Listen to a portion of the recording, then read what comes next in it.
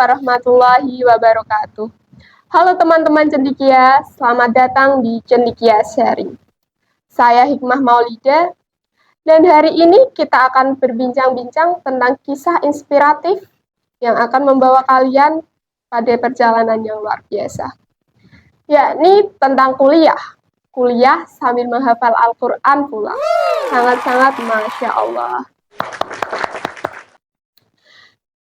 Bersama tamu yang sangat-sangat istimewa. Tamu ini juga alumni dari LPS Cendikia tahun 2016 sampai 2017. Dari mana? Dari Indonesia tentunya. Nah, langsung saja kita kenalkan pada tamu kita hari ini, Kak Desi Melianawati. Say hi, Kak. Halo. Bisa memperkenalkan diri pada teman-teman Mahida di luar sana. Assalamualaikum warahmatullahi wabarakatuh. Perkenalkan, nama aku Desi Melianawati, bisa dipanggil Desi. Aku lulusan MA tahun 2018 jurusan IPA. Kemudian lanjut S1 di Undip 2018 juga di jurusan biologi dan juga sembari mondok di Pondok Pesantren Kiai Galang Sewu di tahun 2018 juga. Sesuai tema tadi ya Kak, kuliah sambil menghafal Al-Quran. Kenapa sih Kak memilih untuk menjadi mahasiswi dan penghafal Al-Quran? Oke, pertanyaan yang menarik nih.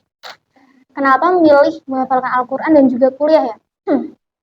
Jadi, ketika aku lulus di tahun 2018 di MA, ini tuh salah satu momen yang membingungkan bagiku. Kenapa? Karena aku harus memilih di antara keduanya. Pengen mondok sambil menghafalkan Al-Quran atau kuliah nih. Akhirnya, meskipun dari beberapa orang tuh cerita kalau ketika kita menghafalkan Al-Quran dan juga kuliah, pasti di keduanya tuh ada yang kalah kayak gitu. Karena kan harus membagi waktu dengan yang baik, membagi waktu dengan sebaik-baiknya gitu. Akhirnya aku tanya-tanya ke beberapa alumni, terutama alumni yang menginspirasiku, namanya tuh Kak Ali Imron atau Kak Aim. Kak Aim ini dia tuh kuliah sambil mondok, sama kuliahnya di Undip, terus di Pondok Kiai Galang Sewu atau KGS namanya. Dan ternyata meskipun sibuk, apabila kita dapat membagi waktu dengan baik, maka alhamdulillah bisa terjalani keduanya, baik kuliah, berprestasi, organisasi, dan juga yang pertama yaitu yang paling utama tentunya menghafalkan Al-Quran atau ngajinya. Itu. Dari cerita Kali Imron, akhirnya aku menguatkan tekadku, yaitu untuk kuliah sambil mondok. Kuliah sambil mondok atau kuliah sambil menghafalkan Al-Quran tersebut. Siapa sih Kak yang meyakinkan aku harus kuliah dan menghafal Al-Quran nih Kak, selain motivasi dari Kak Im? Yang paling motivasiku, yang pengen aku untuk kuliah tuh ibuku. Dan yang pengen aku menghafalkan Al-Quran tuh mbahku atau nenekku. Jadi dari kedua orang yang paling aku sayangi tentunya, aku tuh gimana ya, kayak harus memenuhi keinginan keduanya tuh gimana. Ya udah, akhirnya karena menghafalkan Al-Quran itu merupakan salah satu keinginan dari mbahku dan akhirnya terutama diriku sendiri, karena seperti yang telah didahulukan oleh Pak Salah, bahwa ketika kita itu sudah mendapatkan keinginan atau kerentak namanya untuk menghafalkan Al-Quran, maka kita sudah menjadi seseorang yang terpilih oleh Allah atau mendapatkan fadlnya oleh Allah. Maka ketika kita sudah mendapatkan fadlnya tersebut dari Allah SWT, kenapa kita tidak berjuang dengan sekuat tenaga kayak gitu? Jadi kita harus bersungguh-sungguh dalam memenuhi keinginan tersebut atau memenuhi impian tersebut begitu. Jadi meskipun beberapa masalah atau apapun itu harus kita jalani dengan sebaik-baiknya gitu. Karena kan gimana ya?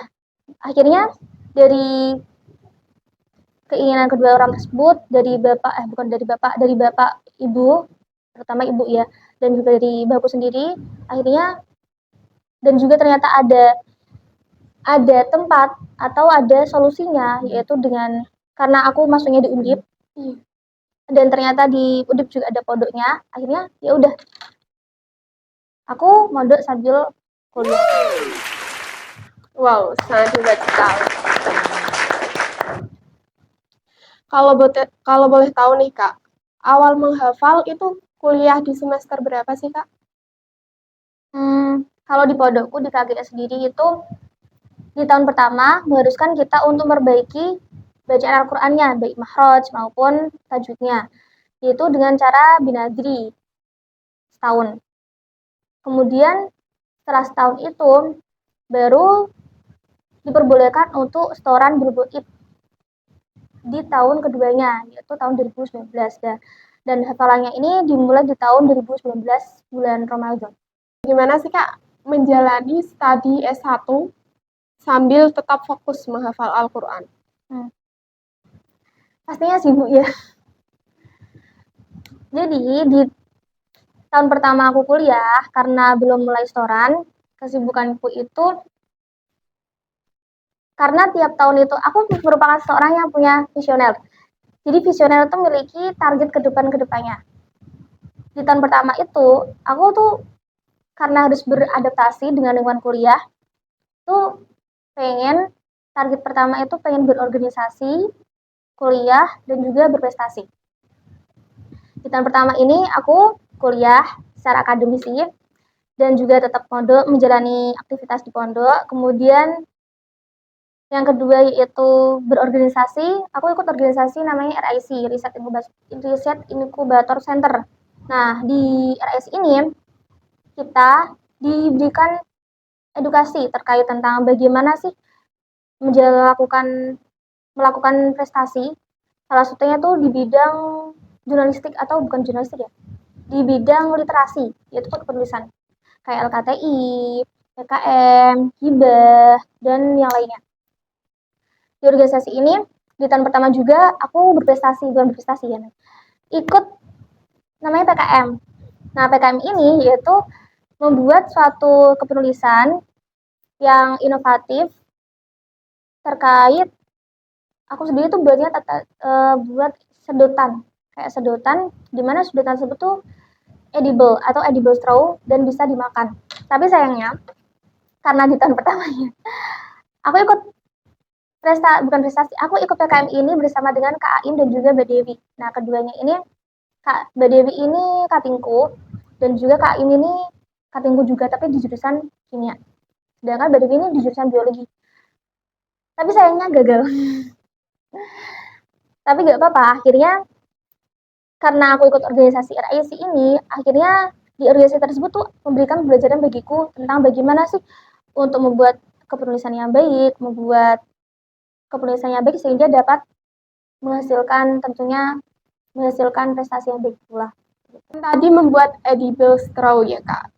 Kan pertama membuatnya itu gagal. Apa ada, wah aku gagal nih, aku menyerah sampai sini aja, aku gak mau lanjutin, itu pernah ada gak sih Kak rasa seperti itu? Kalau di aku sendiri tuh karena aku tuh orangnya visioner. Jadi di tiap tahun, tiap bulan tuh harus punya target, dan keinginan yang kuat tersebut tuh membuat aku kayak kalau gagal nggak apa-apa, ulangin lagi. Karena kan meskipun kita jatuh berulang kali pun pasti ada titik di mana titik kita untuk tumbuh gitu. Kayak gitu. Makanya di tahun 2019 ini aku ikut lomba namanya tuh seri Sapet Unsut 2.0 atau lomba LKTI di Unsut. Ini berdua sama temanku. Jadi aku ngajuin 2 LKTI. Yang pertama itu LKTI-nya terkait stem cell. Tapi belum penelitian. Stem cell masih literatur review kayak gitu. Literatur review LKTI. stem cell terkait memperbaiki kornea mata dengan stem cell. Stem cell itu suatu sel yang meristematik. Meristematik itu dapat tumbuh di tubuh. Nah, itu diambil dari jaringan ikat, kemudian ditransplantasikan ke mata. Nah, tapi masih literatur review. Dan ternyata di literatur review tersebut tuh stem cell ini berhasil pada tikus. Jadi di mata tikus ternyata kornea itu dapat membaik. Jadi yang awalnya tuh buta, akhirnya tuh bisa melihat kembali kayak gitu. Pakai stem cell. Kemudian yang kedua aku buat LKTI terkait aku lupa namanya apa. Oh iya, pemanfaatan daun sambiloto. Wow. Kalau boleh tahu daun sambiloto itu daun apa sih, Kak? Daun sambiloto. Jadi apa? Daun sambiloto ya, daun sambiloto itu. Jadi Daun apa? ya daun. Apa? Oh, fungsinya maksudnya. Penasaran. Oh, jadi daun sambiloto ini diekstraksi, kemudian dimanfaatkan untuk membunuh flora normal di area vagina. Jadi untuk keputihan. Dan ternyata keputihan tersebut tuh bisa sembuh dengan ekstrak daun sambiloto tersebut. Tapi sayangnya ternyata kedua timku itu ya hanya dapat satu yang lulus, yaitu dari yang tadi yang pakai pemanfaatan stem cell tersebut. Tapi nggak juara, gagal lagi. Dan kemudian kalau nggak salah tuh bulan Mei 2019 juga, itu aku ikut lomba lagi, namanya tuh Innova. Di Innova ini aku dengan timku 5 orang itu buat karya namanya tuh Pamor Spray. Pamor Spray ini pemanfaatan biji alpukat dengan ditambah Maringa olivera. Maringa olivera itu apa ya, aku lupa. Kelor. Ya, kelor, sorry, maksudnya kelor ya. Nah, pemanfaatan ekstrak biji alpukat ditambah dengan daun kelor yang dapat memperbaiki jaringan kulit yang pecah-pecah kayak gitu, atau kaki pecah-pecah, tahu nggak? Iya. Tahu kan yang kering banget kayak itu. Dan alhamdulillahnya di bulan Mei tersebut tahun 2019 aku berhasil sama timku dapat silver medal. Sangat hebat sekali kan. Itu apa ya, setelah jatuh berkali-kali, gagal berkali-kali, alhamdulillah tuh ada titik di mana kita tuh berhasil kayak gitu. Karena kan kita nggak tahu ya, kalau kita ternyata udah patah hati sekali, gagal sekali, terus stuck dan nggak mau lanjut, kita kan nggak tahu, oh ternyata di titik tersebut ternyata aku bisa tumbuh, bisa berkembang dan bisa berhasil kayak gitu. Jadi ya udah dijalani aja terus gitu. Nah, tadi kan kuliah juga ikut organisasi. Tentunya banyak kesibukan. Gimana sih, Kak, cara membagi waktu antara kuliah dan mondok? Kuliah dan mondok. Oke. Kalau membagi waktunya itu dari aku sendiri, karena di pondok itu udah ada jadwalnya, kegiatan, ya udah dijalanin aja semuanya. Kemudian kalau udah waktunya kuliah ya kuliah. Kemudian kalau berorganisasi ya udah diikutin aja, tapi dengan tetap mempertahankan mempertahankan target-targetmu gitu. Kalau dari aku sendiri kayak gitu. Karena emang udah kayak di pondok kan udah ada jadwal terstrukturnya gitu. Ya udah dijalin aja gitu. Kemudian kalau udah waktunya kalau untuk menghafalkan Al-Qur'an sendiri itu kan di pondok itu tiap pagi setelah subuh itu ada setoran ke Bapak. Setorannya itu minimal 1 pojok atau 1 halaman.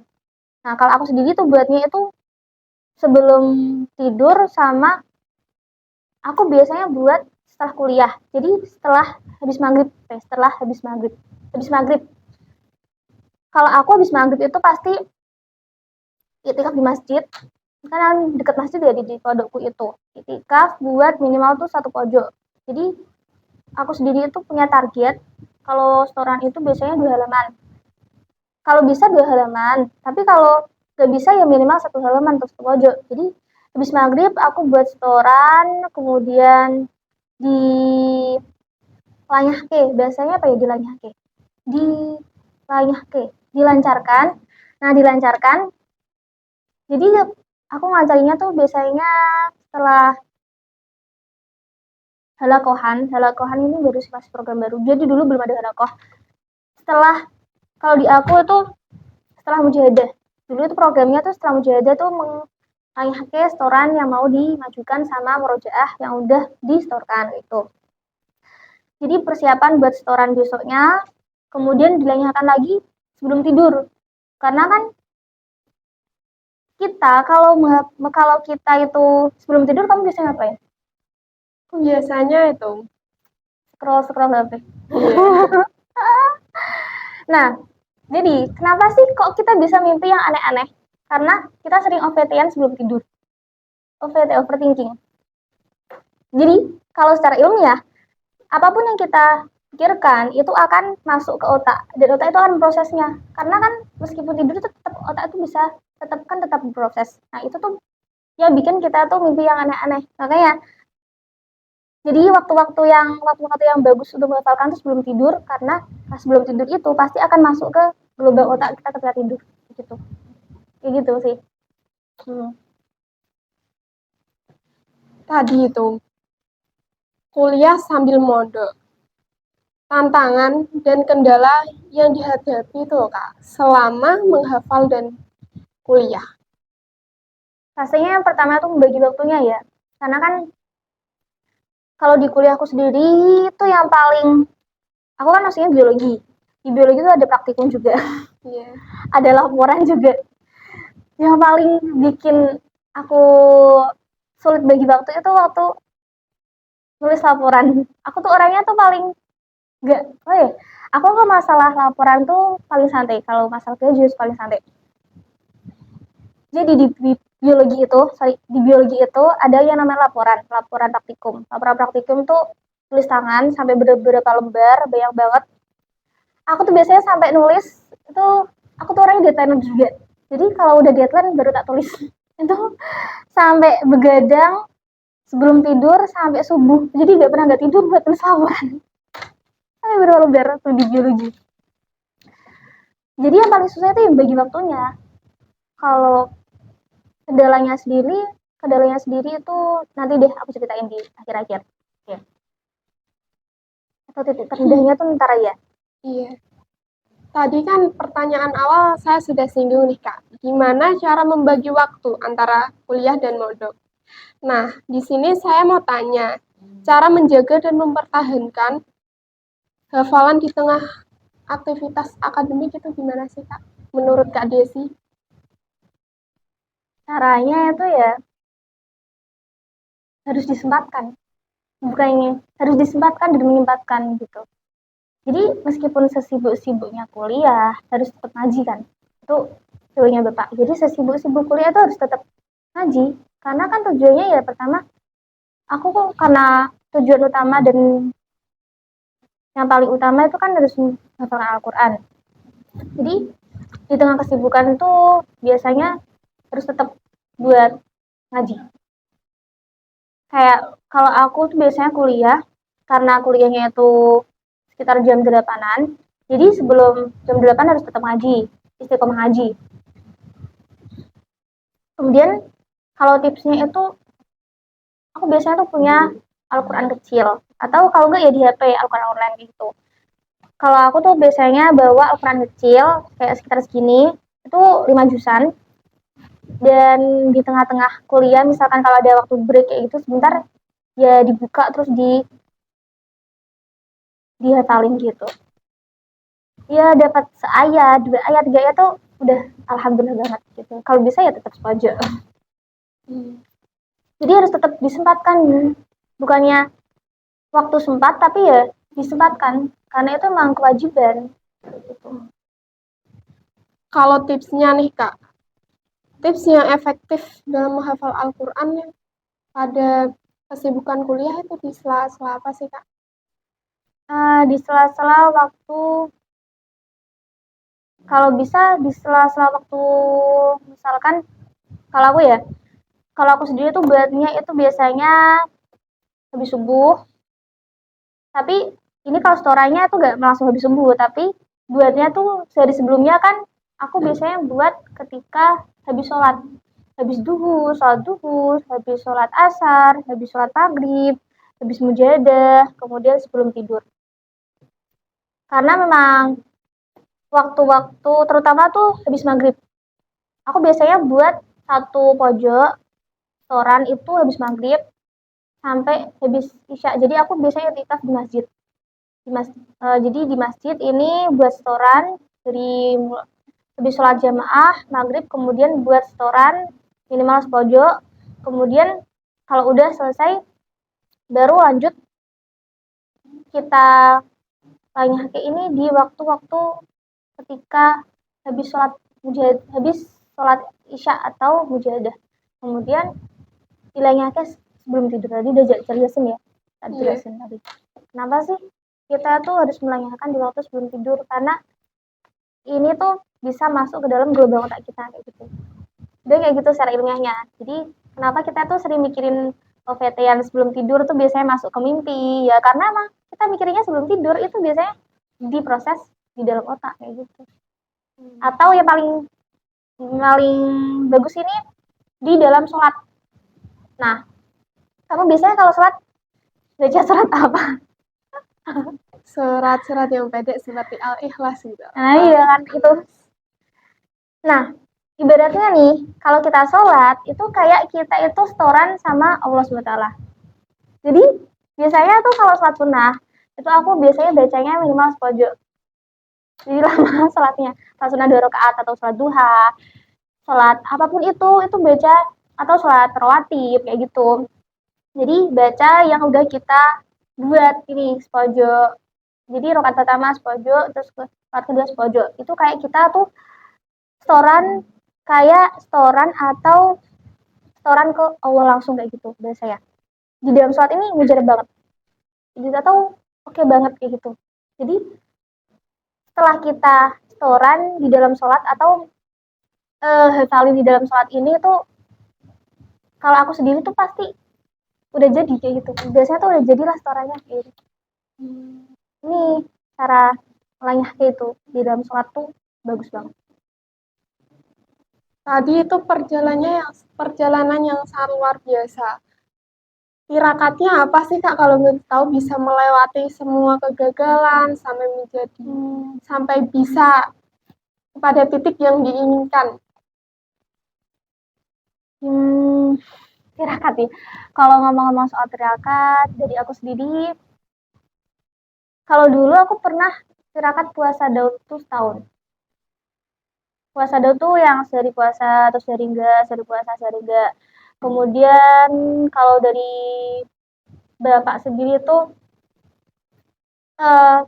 ada sih, ada amalannya. Kalau buat jaga Al-Quran itu setelah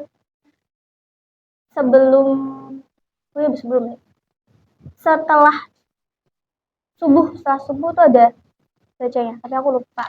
Maksudnya gak bawa catatannya. Ntar kalau yang kepo silahkan chat langsung aja. Oke. Atau kemudian untuk tirakatnya sendiri tuh minta doa orang tua tuh pasti ya, terutama ibu. Jadi kalau aku itu tiap ada target, ada keinginan tuh pasti cerita, Bu, aku di sini pengen. Jadi dulu aku pernah juga lomba ke Kuala Lumpur atau Malaysia. Bu, aku pengen ke sini, mau ikut lomba ke Malaysia nih, minta doanya ya. Bu, aku mau UTS, minta doanya ya. Jadi aku selalu minta doa kayak gitu ke ibu pertama. Makanya karena kan doa kita sendiri dibanding doa orang tua atau doa orang lain tuh lebih mujarab doa orang lain. Yang penting minta doa, terus pertama ya harus dilakukan sekuat tenaga, harus bersungguh-sungguh, dan karena menghafalkan Al-Quran tuh tirakatnya ya Al-Quran. Jadi kalau Bapak salaf tuh dawuh tuh orang yang ngapalke ya tirakatnya ya terus Al-Quran, jadi harus terus kayak gitu. Jangan sampai sehari itu enggak. Selama ini pernah nggak sih Kak ada masa titik terendah dalam hidup? Oke, titik terendah ya. Ngomong-ngomong soal titik terendah, dari aku sendiri tuh dari 6 tahun selama di Semarang, sama di pondok, aku pernah ada titik terendah tuh 3 kali. Yang pertama itu di waktu KKN. Jadi pas KKN ini ada 3 target. Yang pertama tuh aku ikut PMB, yaitu program mahasiswa wirausaha di PMB ini. Aku tuh yang paling kecil karena di 5 anggota, yang keempat tuh sebuah skripsian, kemudian aku yang paling bocil sendiri dan disuruh jadi ketua. Kemudian aku harus menyelesaikan KKN, dan yang ketiga itu di waktu KKN tersebut aku juga ada target ngejar Hatam Binador. Akhirnya karena stres sendiri tuh di PMB, terutama harus nyelesain laporan dan juga harus sesibuk-sibuk menyibukkan sesibuk-sibuk di KKN. Akhirnya ya udah, pada saat itu bikin aku tuh patah hati, terutama kalau nggak salah itu tahun 2020. Jadi karena aku udah sangat lelah di bagian PMB ini, akhirnya di tahun 2020 tuh kayaknya aku nggak ada target terkait prestasi kayak gitu. Padahal biasanya aku tiap tahun tuh ada target-targetnya. Dan diajakin sama temanku, Des, kamu mau nggak ikut PKM ini gitu? Nggak dulu, aku lagi pengen merehatkan diri. Karena emang setelah itu. Kemudian aku juga gak ikut organisasi, padahal biasanya tuh kalau RAIC kan aku udah ikut 2 tahun. Di tahun ketiga ini aku nggak ikut karena emang udah setelah itu di PMB. Ya udah deh. Ternyata jadi ketua itu punya tanggung jawab yang besar. Ternyata karena kita punya tanggung jawab, jadi harus menyelesaikannya. Dan karena aku bocil sendiri dan yang lainnya tuh udah pergi sibuk skripsi, ya udah aku diterabas aja deh gitu. Kemudian yang kedua itu titik terendahku ketika skripsian. Kalau nggak salah ini di semester 7 ya, 7-8. Nah, di semester 7 ini, aku tuh penelitianku terkait mangrove. Nanam mangrove selama 3 bulan, ternyata jadi bibit mangrove yang semai itu ditanam di daerah yang air tawar, padahal biasanya di air asin. Nah, ternyata pas proses adaptasi ini, aku punya 40 sampel. Itu hampir setengahnya tuh mati. Sehingga mengharuskan aku untuk mengulang kembali penelitian, padahal tuh 3 bulan. Sudah stres banget, kayak puyeng, pusing, stres banget. Ini gimana caranya biar tumbuhan ini tuh bisa hidup kayak gitu. Karena setelah tanamanku mati, jadi ya mengharuskan aku untuk mengulang kembali penelitiannya. Karena ya kalau nggak penelitian ya gimana mau lulus gitu. Ya udah, dijalanin aja. Aku ngulang penelitian 3 bulan, akhirnya tanamannya bisa hidup dan alhamdulillah lulus di tahun 2021. Nah, yang titik terendah ketiga ini, kalau orang-orang bilang kalau lulus enak ya gitu, gak puyeng. Siapa bilang gitu, udah lulus kuliah tapi puyeng. Ini tuh tujuan hidup baru. Kalau lulus kuliah tuh gimana, kayak bingung mau lanjutin apa nih, aku targetnya nggak mau ngapain ya, mau kerja apa lanjut kuliah. Karena terus pas habis kuliah ya kan udah pembukaan CPNS kalau nggak salah. Ternyata aku cari-cari S1 biologi itu, kalau CPNS tuh S1 biologi itu adanya tuh cuma satu di Papua. Di Papua kerjanya itu di S1 biologi itu selesai itu. Dan karena aku masih belum selesai juga ngajinya, akhirnya aku memantapkan diri untuk ya udah dilanjutin dulu nih ngajinya sampai hatam, karena itu kurang lebih tuh butuh 1 tahunan. Di tahun 2021 itu akhirnya aku karena melanjutkan untuk studi aja S2. Dan kalau nggak salah tuh bulan September Oktoberan itu,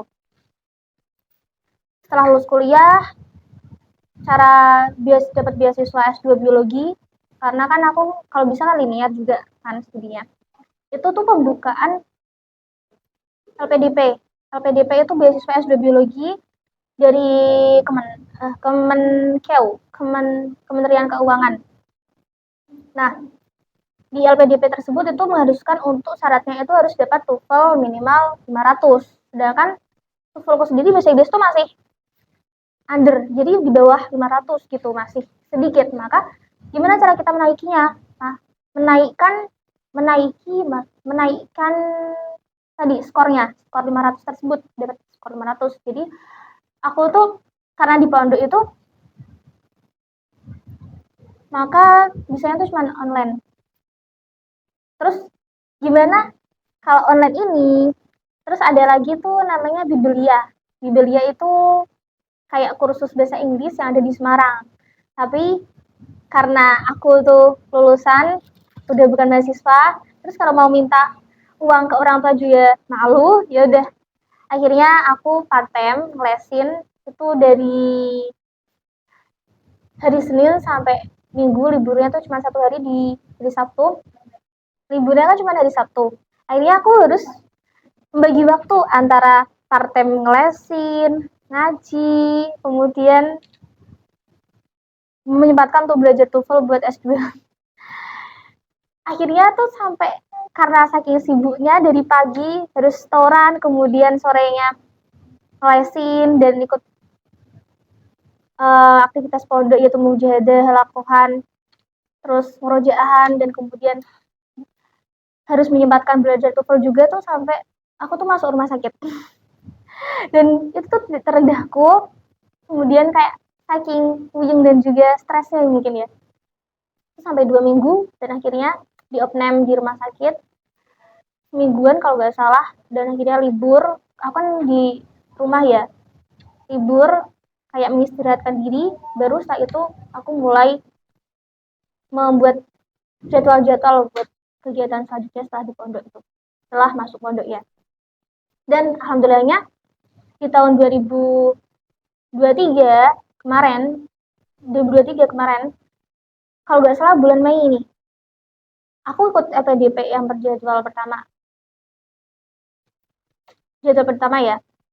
Tapi sayangnya tuh gagal, dan akhirnya ya meskipun aku gagal lagi, aku ikut lagi. Itu namanya tuh beasiswa BPI LPDP. Itu beasiswa LPDP yang kerjasama dengan Kemendikbud di, kalau nggak salah tuh bulan Mei, di bulan Mei tersebut. Dan alhamdulillah kemarin bulan Mei kayak sebelum Agustus itu, bulan Mei sebelum Agustus tuh udah pengumuman, dan ternyata alhamdulillahnya tuh aku lulus dan dapat beasiswa S2 di UDIP biologi.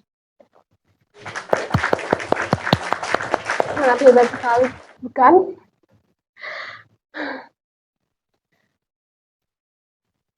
Nih Kak, berlanjut pada pertanyaan selanjutnya itu, saran nih Mbak untuk mahasiswa yang ingin memulai untuk menghafal Al-Quran, itu gimana Kak? Saran ya untuk harus menguatkan tekad.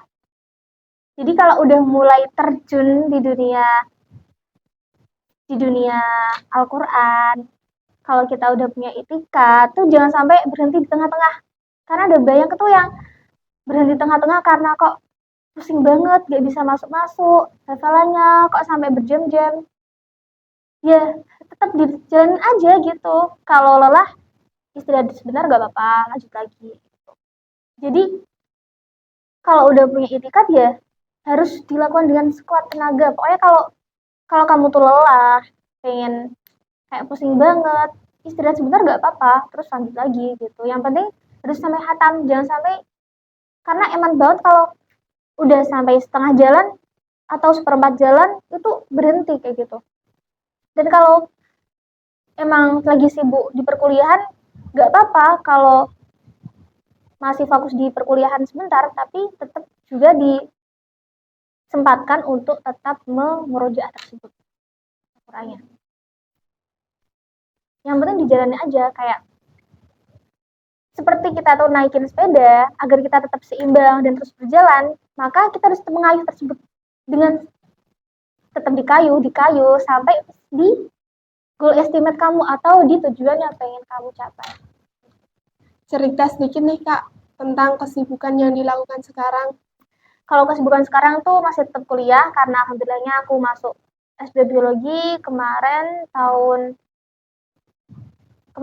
kemarin bulan Agustus 2023 bulan Agustus, dan alhamdulillah dapat beasiswa juga.